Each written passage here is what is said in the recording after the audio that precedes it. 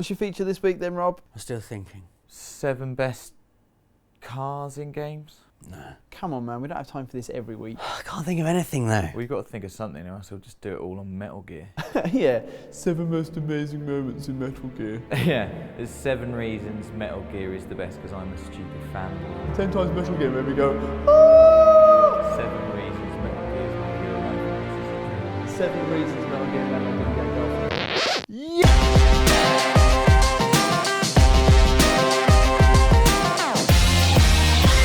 Oh, thanks for the inspiration, losers. This week's video is all about Metal Gear because why the hell not? I hope your pen arm is ready, Dave. You're going to need it 9 times. 1 for each of the times Metal Gear has done things you won't believe. Well, go on then. Number 1 of 9, ooh, I love this, happens towards the end of Metal Gear Solid 4 when Snake and arch-villain Liquid Ocelot face off amidst the rusty ruins of Shadow Moses. Naomi's just died and Vamp's just died and everything's a bit cold and sad, but then, like a blazing firework of fan service against a dark sky of narrative grief, comes the moment every Metal Gear nut had secretly prayed for ever since clapping eyes on the titular death mechs for the first time. It's Rex versus Ray, and you're in control. Piloting a 30-foot robot in a fat metal punch-up of rockets and lasers is like the gaming equivalent of your parents saying, okay, I know you're only 12, but yeah, you can drive the Porsche. There's a Gatling gun under the gear stick, and there's an ICBM on the sunroof. Have fun. Thanks, parents, that are an analogy for Hideo Kojima. I will. If you've played lots of Metal Gear, then you'll know it's a series that often likes to take its time. Sometimes it will make you watch a feature-length cutscene. Sometimes boss fights can last for hours. And sometimes you'll have to climb up a ladder for 1 minute and 47 seconds. Well, actually just 1 time, but still. This scene from Metal Gear Solid 3 epitomises the mad genius of the series, with the soft overlay of the game's beautiful main theme prompting solemn reflection on everything you've been through up to that point, which is lovely, while Snake clinks away on a ladder for ages, which is ridiculous.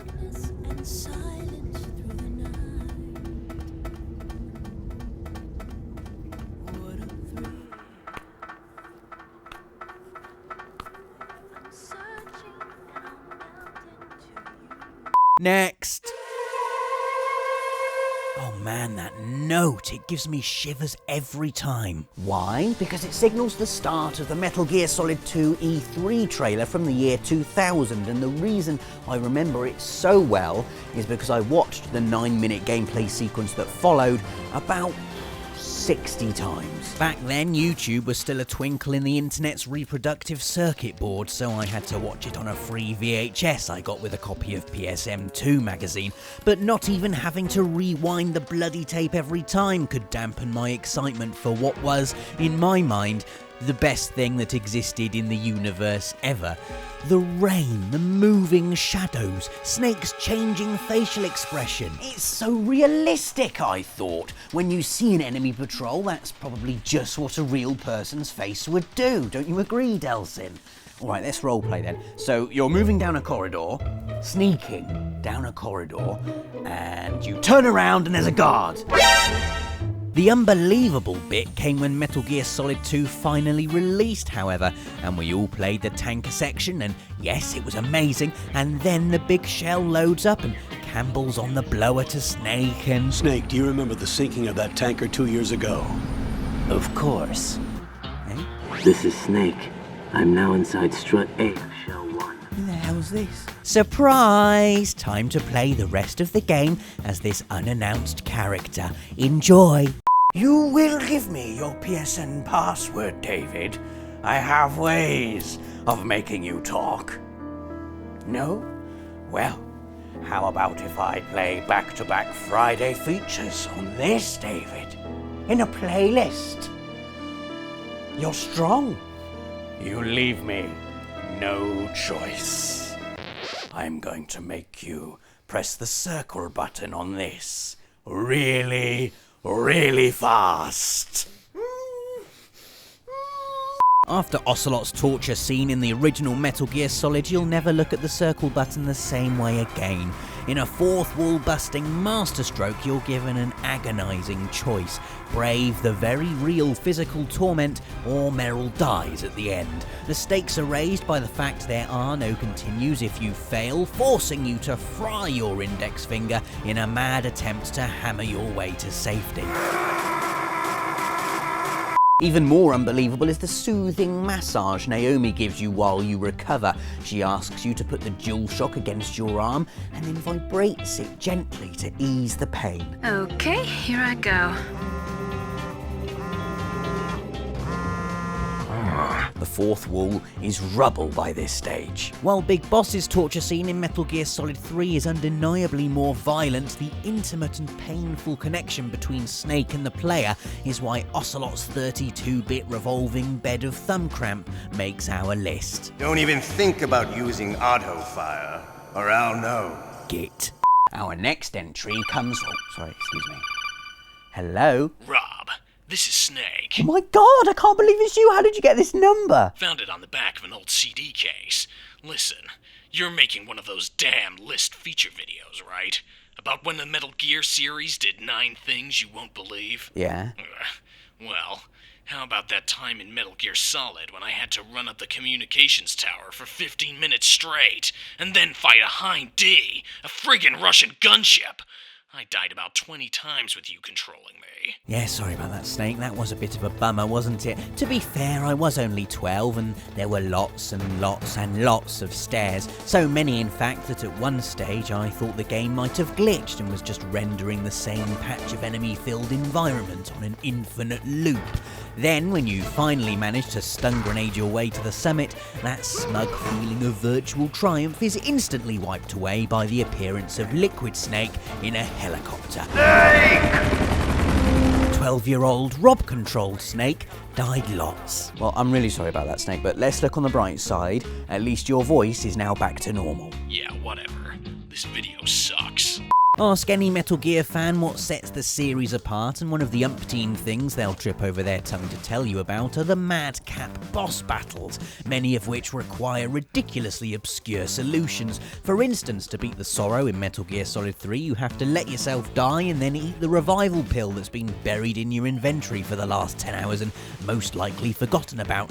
This entry is all about the end, however, a boss fight that's more a test of endurance than sharpshooting skill. This sniper duel is an incredible game of jungle cat and mouse. You have to hunt while being hunted, you have to sit still, you have to listen. It's a boss battle that can last literally hours. Or, and this is the unbelievable bit, you can turn the console off, reload the game in 2 weeks' time, and the end will have died of old age. Or you can kill him when he's wheeled out in a cutscene earlier on and skip the fight altogether. Madness. Keeping with the boss battles, let's skip ahead to the climactic OAP punch-up between Old Snake and Liquid Ocelot on top of Arsenal Gear at the end of Metal Gear Solid 4. In a game that constantly belts you round the face with stinging slaps of nostalgia, this battle in particular is soaked in references to the series' past. Firstly, the setup is instantly familiar, based as it is on the final fistfight between the same two characters at the end of the original Metal Gear Solid. Then, as you progress through the fight, the character's stance, the on-screen graphics, and even the music change to represent the tussles between these two age-old foes over the course of 4 games and 10 years. A bit like looking through an old family photo album. Oh, do you remember when I punched you off the top of a robot? Yeah, that your life bar was green back then. This moment is truly unbelievable. Firstly, I couldn't believe that the boss had defected to the Russians. Then I couldn't believe that she'd break Snake's arm and chuck him off a bridge to his death. Then I couldn't believe she actually didn't defect and that it was all a setup and that her defection was an elaborate ruse orchestrated by the American government so they could steal the philosopher's legacy. Well, go on then, write it down. If you're going to be here every episode, you can at least learn something.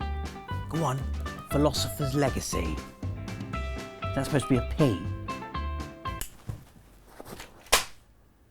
Then I couldn't believe you had to fight the boss in a field of lovely flowers and that the game would just stop dead until you pulled the trigger. It was beautiful and awful all at once, and the flowers turned red and I nearly cried. Then the horse cried. And then I did cry. Can you guess the final entry on this list? The most unbelievable moment in Metal Gear history. A sequence so fiendishly clever. Mum! What now? Do you want these potato smileys to burn? The TV's broken. It better not be. I've only just bought that for you.